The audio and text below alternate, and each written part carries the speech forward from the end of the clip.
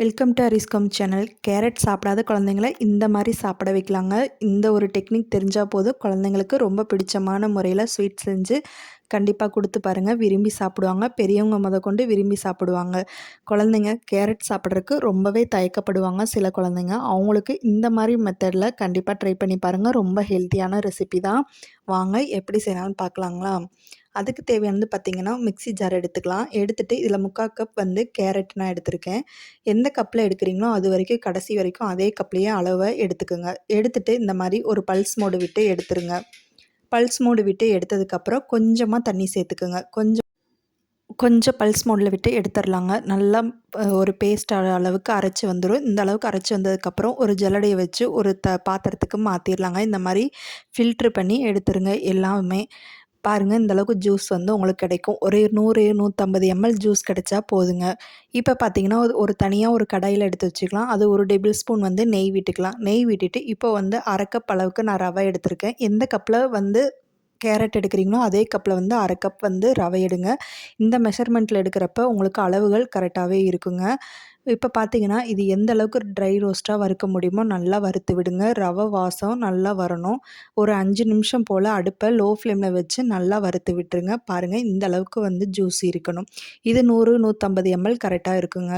இப்போ பார்த்தீங்கன்னா, நல்லாவே ரோஸ்ட் ஆகி வந்துட்டுருக்குங்க. நம்ம எந்த அளவுக்கு ட்ரை ரோஸ்ட்டாக பண்ணுறோமோ அந்தளவுக்கு டேஸ்ட்டு நல்லாவே இருக்கும். வறுத்த ரவையாக இருந்தாலுமே ஒரு டைம் வறுத்து விட்டுருங்க. இப்போ பாருங்கள், நல்லா வறுத்து வந்துருச்சு. நல்லா வாசம் வந்ததுக்கப்புறம் நம்ம எடுத்து வச்சுருக்க கேரட் ஜூஸை இது கூட சேர்த்திடலாங்க. சேர்த்திட்டு நல்லா கைவிடாத அளவுக்கு நல்லா கட்டி இல்லாமல் நல்லா கிளறிக்குங்க. பாருங்கள், இந்த அளவுக்கு நல்லா கிளறி விட்டுருங்க.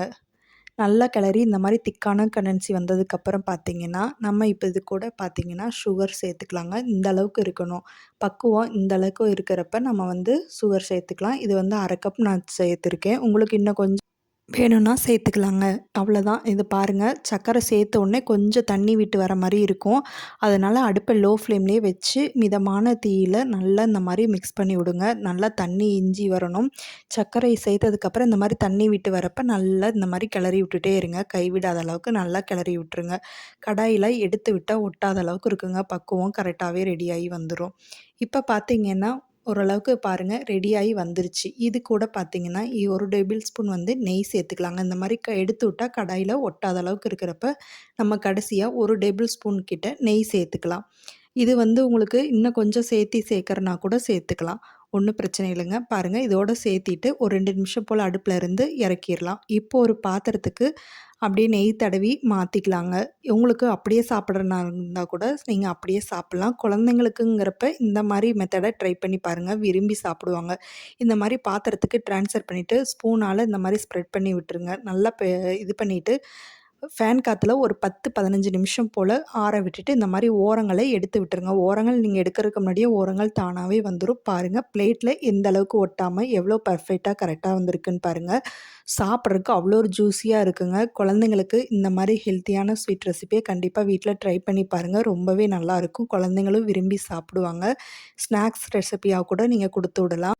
பாருங்கள், பீஸ் போடுறப்பயே உங்களுக்கு எந்த அளவுக்கு சாஃப்ட் அண்ட் ஜூஸியாக இருக்குன்னு உங்களுக்கே தெரியும். அவ்வளோ மெத்துன்னு இருக்கும். சாப்பிட்றப்ப வாயில் வச்சோடனே கரைஞ்சிருங்க. அவ்வளோ ஒரு ஹெல்த்தியான ரெசிபி. நம்ம வீட்டில் இருக்க குழந்தைங்கள்லேருந்து பெரியவங்க வரைக்கும் செஞ்சு கொடுக்குறப்ப இன்னும் வேணும்னே சொல்லி கேட்டு வாங்கி சாப்பிடுவாங்க.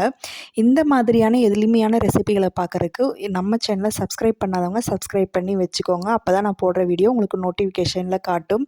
இந்த வீடியோ பிடிச்சிருந்தா உங்கள் ஃப்ரெண்ட்ஸ் அண்ட் ஃபேமிலியோட ஷேர் பண்ணிக்கோங்க. தேங்க்யூ.